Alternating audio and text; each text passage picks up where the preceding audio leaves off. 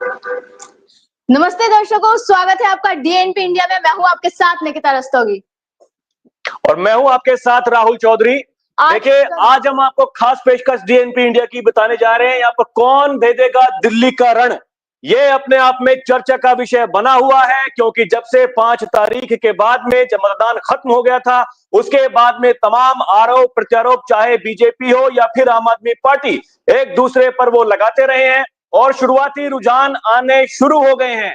आपको बता दें कि फिलहाल 70 में से 8 सीटों के रुझान सामने आए हैं, जिसमें से बीजेपी 5 सीटों पर आगे चल रही है और आम आदमी पार्टी 2 सीटों पर आगे चल रही है। कांग्रेस फिलहाल 1 सीट पर आगे चल रही है। देखिए राहुल जी, ये जंग बेहद ही दिलचस्प रही। जैसे आपने अभी बोला कि लगातार आरोप प्रत्यारोप का दौर जारी रहा। तीनों ही पार्टियों की तरफ से, अगर हम दिल्ली की बात करें तो तीनों की पार्टियों की तरफ से बड़ी बड़ी घोषणाएं की गई। ऐसे में ये जंग और भी ज्यादा दिलचस्प हो जाती है। सभी को नतीजों का इंतजार है, जो अब से कुछ ही देर में खत्म हो जाएगा। देखिए, शुरुआती जो रुझान आए हैं, मैं आपको एक बार बता दूं कि अभी तक जो पटपटगंज विधानसभा सीट है, वहां पर बीजेपी के रविंद्र सिंह नेगी आगे चल रहे हैं और अवध ओझा आम आदमी पार्टी के पीछे चल रहे हैं। कांग्रेस के भी वहां पर उम्मीदवार चौधरी अनिल कुमार है, जो कि कहा गया कि इस चुनाव में काफी अच्छे तरीके से उन्होंने ये चुनाव लड़ा है। लेकिन फिलहाल बीजेपी रविंद्र सिंह नेगी वहां पर आगे चल रहे हैं। 70 में से 8 सीटों के रुझान अभी तक सामने आए हैं, जिसमें से बीजेपी 5 सीटों पर आगे चल रही है। हालांकि ये शुरुआती रुझान है और ये भी दर्शकों को हम बता दें कि जो बैलेट पेपर्स जो होते हैं, उनकी काउंटिंग अभी चल रही है। ईवीएम्स की काउंटिंग 8:30 बजे के बाद में शुरू होगी और अभी जो ये रुझान सामने आ रहे हैं, जो बैलेट पेपर से जो वोटिंग हुई है, ये उनके रुझान है।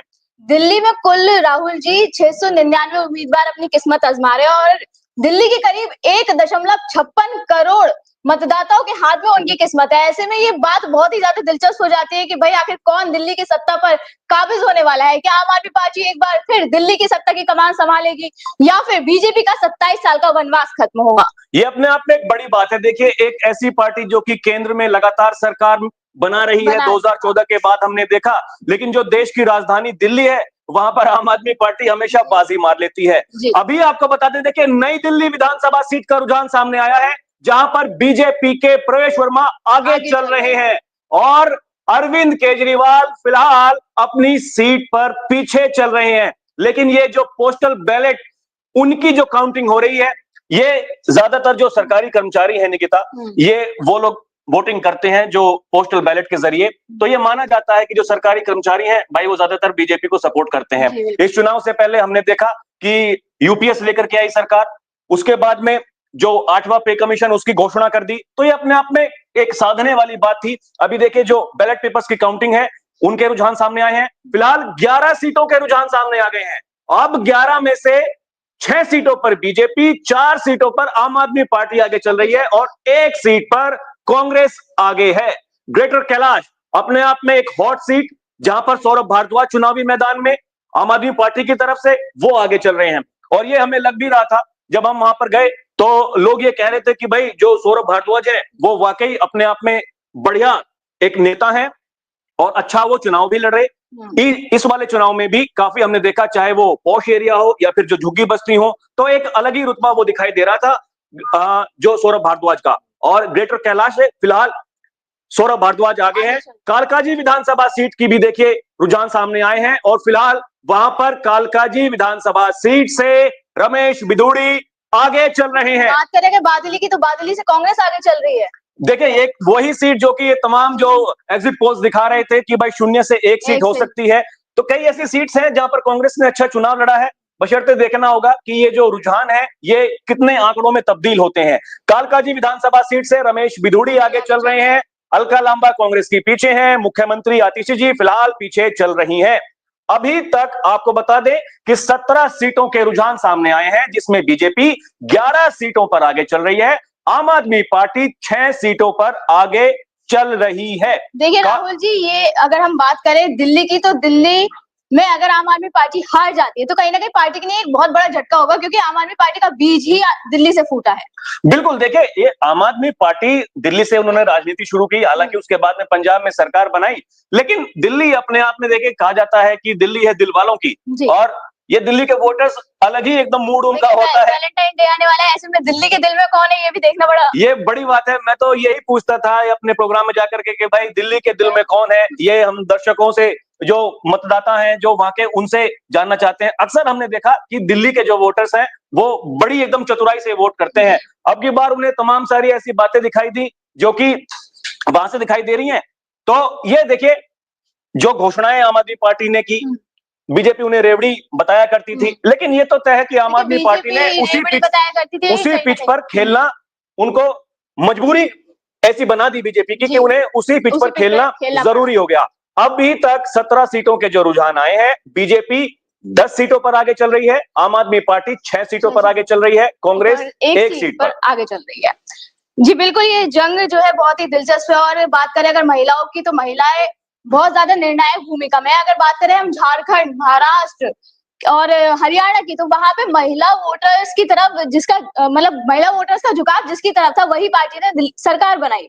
बिल्कुल। तो ऐसे में दिल्ली में कौन सरकार बनाएगा, ये एक बड़ा रोल महिला इस चुनाव में भी निभाने वाली है। बिल्कुल। पहले आम आदमी पार्टी ने 2100 रुपए की घोषणा की, तुरंत कांग्रेस ने 2500 रुपए की, बीजेपी ने कहा कि भाई हम भी 2500 रुपए देंगे।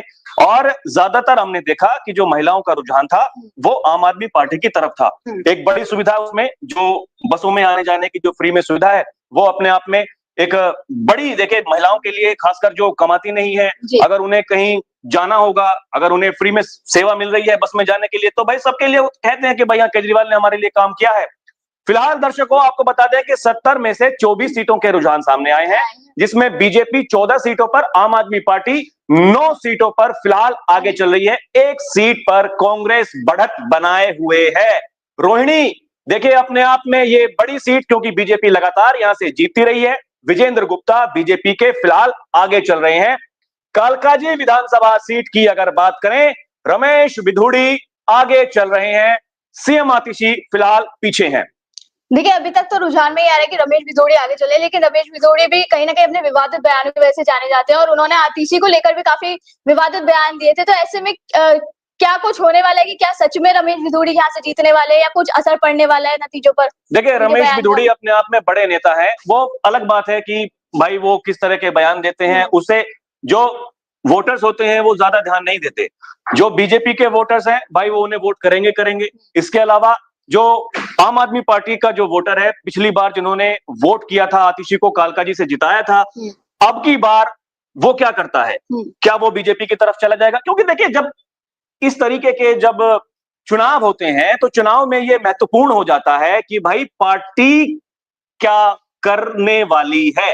यानी कि आगामी जो आप ये संकल्प पत्र अपने देख रहे हैं, तो वहां पर एक, हालांकि बड़े नेता हैं, देखिए सांसद रह चुके हैं, पहले विधायक भी रह चुके हैं, लेकिन उसके बावजूद ये पार्टी की अपने आप में एक बड़ी बात थी कि उन्हें लोकसभा में उन्हें बैठाया गया कि भाई आप रुक जाइए, लेकिन विधानसभा का टिकट उन्हें दिया गया। और कितना अच्छा करते हैं वो तो आगे पता चलेगा। करावल नगर के भी रुझान सामने आए हैं। दर्शकों, करावल नगर विधानसभा सीट पर फिलहाल बीजेपी के कपिल मिश्रा आगे चल रहे हैं। ओखला की बात करें तो ओखला से अमानतुल्ला खान आगे चल रहे हैं। देखिए ओखला विधानसभा सीट ये भी अपने आप में बड़ी सीट है, क्योंकि वहां पर केवल एक जो बीजेपी के मनीष चौधरी हैं वो चुनावी मैदान में है, जो हिंदू समाज से आते हैं। बाकी जो तीनों वहां पर जो प्रत्याशी हैं, अमानतुल्ला खान आम आदमी पार्टी के हैं, और जो कांग्रेस की प्रत्याशी हैं, और एआईएमआईएम ने भी वहां पर अपना प्रत्याशी उतारा था। कहा जा रहा है कि उन्होंने काफी अच्छा चुनाव लड़ा है। क्या कुछ होगा आने वाला समय बताएगा, लेकिन फिलहाल 70 में से 25 सीटों के रुझान सामने आए हैं। इन 25 सीटों पर बीजेपी, अभी देखिए ये अपने आप में एक बड़ी बात है, क्योंकि जिस तरीके से शुरुआती रुझान होते हैं, ये जो हमने जैसे कि पहले कहा कि जो बैलेट पेपर्स हैं भाई वो काउंटिंग उनकी होती है। अब जब ईवीएम्स खुलेंगी, ईवीएम खुलने के बाद में जो आम जनता है, तब उन्होंने क्या किया है हमें ये पता चलेगा। लेकिन जो ये सरकारी कर्मचारी हैं भाई, इन्हें माना ही जाता है कि ये ज्यादातर बीजेपी को सपोर्ट करते हैं, और वही हमें फिलहाल यहाँ पर होता हुआ दिखाई दे रहा है। झुकाव तो पूरी तरीके से बीजेपी की तरफ दिखाई दे रहा है, क्योंकि पुरुषों की संख्या भी कहीं ना कहीं दिल्ली में महिला वोटर से ज्यादा है। पुरुष है 83 लाख और महिला है 76 लाख। तो ऐसे में आपको क्या लगता है कि इस बार भी क्या महिला निर्णायक भूमिका निभा सकती हैं?